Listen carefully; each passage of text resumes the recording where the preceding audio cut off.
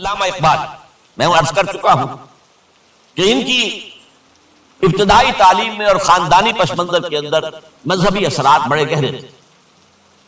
بہرحال انہوں نے ایم اے کیا ہے غالباً 1897 میں، اور اس وقت کا کچھ اقبال جو ہے اس وقت سے لے کر 1905 تک کا اقبال، ایک طرف تو اس میں بھی نیشنلزم تھا، ہندی نیشنلزم، یہ نوٹ کر لیجیے۔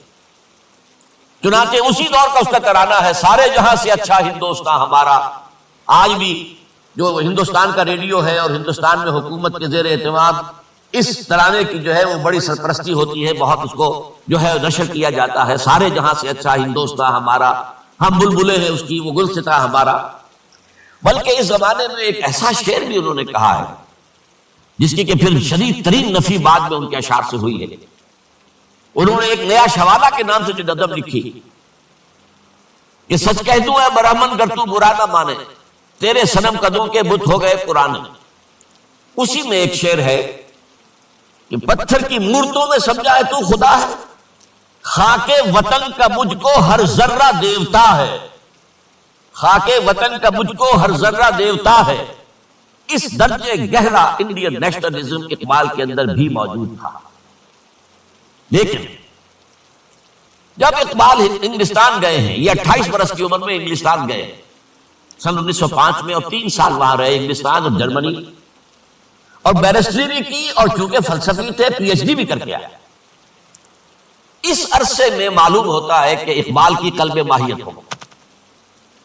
یہ میرا ایک تجربہ ہے، بڑا پرانا ہے، میرا مشاہدہ تھا۔ 1970 میں پہلی مرتبہ میں انگلستان گیا تھا، میرے چھوٹے بھائی وہاں زیر تعلیم تھے، انہوں نے بلایا تھا۔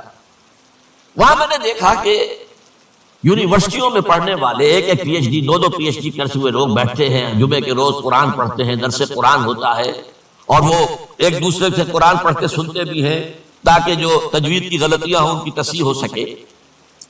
اور میں نے سوچا کہ پاکستان میں اس سطح کے لوگ جو ہیں کبھی اس قسم کی مصروفیت میں مبتلا مجھے تو نظر نہیں آئے۔ تو اس کا مجھے ایک اصل میں تجزیہ میرا یہ تھا کہ جن لوگوں کی بنیادی تربیت میں اور خاندانی اثرات میں مذہب کا ایلیمنٹ موجود ہوتا ہے، چاہے وہ ہندوستان میں رہتے ہوئے وہ زیادہ ظاہر نہ ہو، نمایاں نہ ہو، اس کے آثار سامنے نہ آئے، لیکن جب وہ ایک مخالف ماحول میں پہنچتے ہیں، اس مخالف ماحول میں ان کے اندر کا وہ چنگاری ان کی جو ہے وہ شعلہ بن کر بھڑکتی ہے۔ چنانچہ یہ معاملہ میں نے پھر بعد میں امریکہ میں بھی دیکھا، ہر جگہ دیکھا ہے کہ وہاں 2 نتیجے ہوتے ہیں، یا تو یہ کہ ایک آدمی ڈاؤن دی ڈرین گیا تو وہاں کی تہذیب میں رگا گیا شراب اور یہ اور وہ اور رقص اور سب یہ ساری چیزیں آ گئی، اور یا پھر جو بچ گیا جس کے اندر دین کا کوئی حمیت کا شائبہ تھا وہ پھر بھڑکتا ہے، پھر وہ ایکٹیوسٹ ہوتے ہیں، وہ کام کرتے ہیں۔ لہذا یہ معاملہ جو ہے علامہ اقبال کے ساتھ پیش آیا، اور خود انہوں نے کہا بھی ہے مسلمان کو مسلمان کر دیا طوفان مغرب نے۔ وہاں سے جب یہ واپس آئے ہیں تو اب نوٹ کیجئے 1908 سے 1930 تک یہ جو 22 برس ہیں، علامہ اقبال نے کیا کیا نوٹ کیجئے۔ وہ آپ جانتے بھی ہیں، میں صرف گنوا رہا ہوں۔ اسلام کے نظام فکر اور فلسفہ اور حکمت کو بیان کیا، اپنی شاعری کے ذریعے سے بھی، اپنی نثر کے ذریعے سے۔ قرآن کی ایک نہایت جدید اور بہت عمدہ تفسیر، اگرچہ تفسیر کے نام سے آپ کو کہیں تفسیر اقبال نہیں ملے گی، لیکن کلام اقبال خود تفسیر ہے، خود دعویٰ کرتا ہے کہ میرے پیغام میں سوائے قرآن کے کچھ نہیں ہے۔ گر دلم آئی نئے بے جوہرست، ورب حرفم غیر قرآن مزمرست، پردہ ناموس فکرم چاک کن، ای خیابہ راز خارم پاک کن۔ یہ مناجات بحضور سرور کائنات صلی اللہ علیہ وسلم، وہ کہتے ہیں کہ اے اللہ کے نبی، اللہ کے رسول، اگر میرے پیغام میں کہیں قرآن کے سوا کوئی شے شامل ہو گئی ہے میری شاعری میں تو آپ میرے فکر کا پردہ چاک کر، روز محشر خار و رسوا کن مرا، اور قیامت کے دن مجھے ذلیل اور خوار کیجیے گا، اور بے نصیب از بوسہ پاک مرا، اور مجھے اپنی قدم بوسی سے محروم کر دیا۔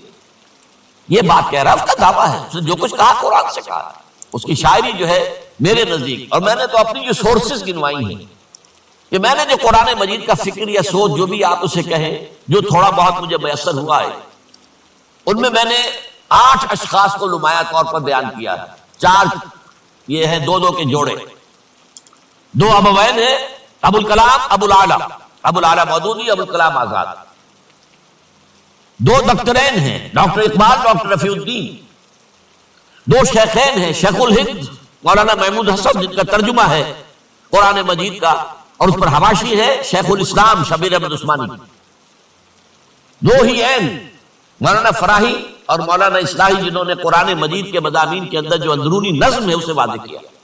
علامہ اقبال میری ایک بہت بڑی سورس، بلکہ سب سے زیادہ گہرا اثر مجھ پر جو ہے بچپن سے جو ہوا ہے وہ تو علامہ اقبال کا ہے۔ 5ویں جماعت کا طالب علم تھا جب ان کا یہ شعر میرے ذہن میں کہیں چپک کر رہ گیا ہے، جواب شکوہ کا، وہ زمانے میں معزز سے مسلمان ہو کر اور تم خار ہوئے تاریخ قرآن ہو کر۔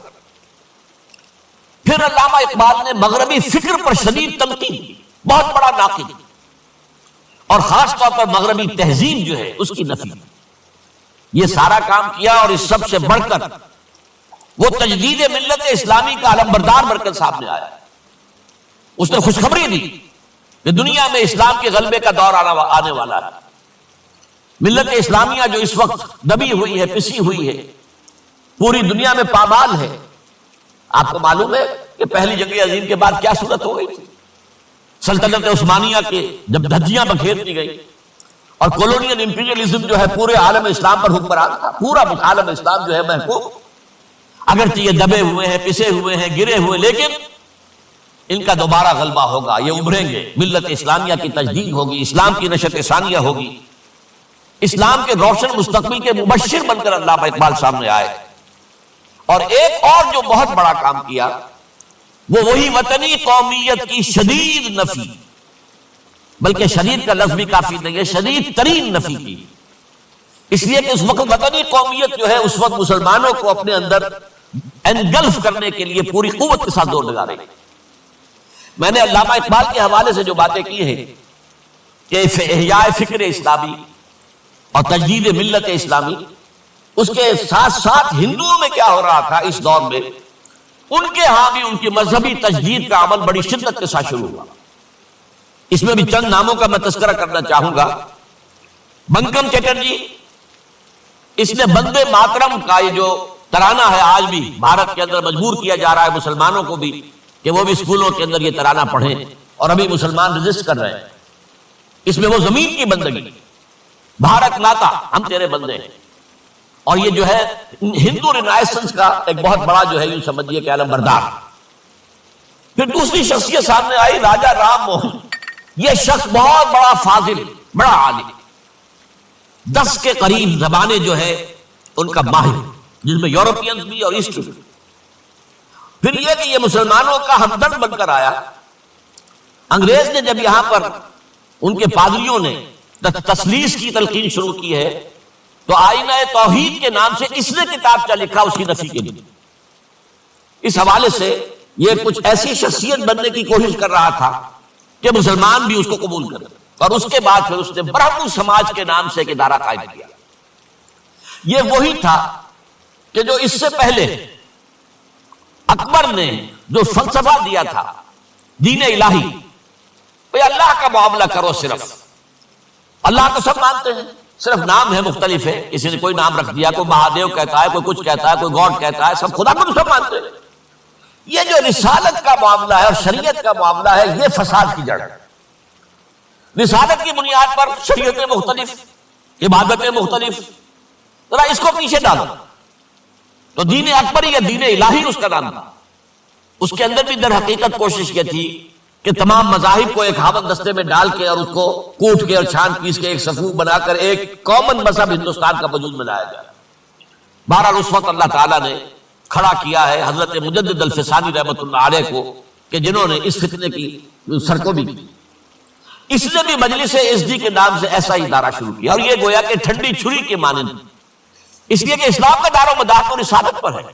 بقول اقبال بمصطفیٰ برساں خویش را کے دی ہماؤس، اگر بہول رسیدی تمام بول حدیث۔ اسلام کا تو سارا معاملہ، دین جو ہے اس کا سارا جو مدار دار و مدار ہے وہ رسالت پر ہے، نبوت پر ہے، اسی پر شریعت کا سارا دار و مدار ہے۔ رسالت سے کاٹ دیجئے، حدیث سے کاٹ دیجئے، سنت سے کاٹ دیجئے، تو پھر قرآن کو پھر موم کی ناک بنا کر جو چاہیں آپ تعبیر کر لیں، جو چاہیں تشریح کر لیں۔ جدھر چاہیں اسے موم کی ناک کی طرح موڑ کر لے جائیں۔ بہرحال اس معاملے میں بھی پھر ایک تیسری تحریک جو شروع ہوئی وہ بہت ملیٹنٹ تھی، آریہ سماج۔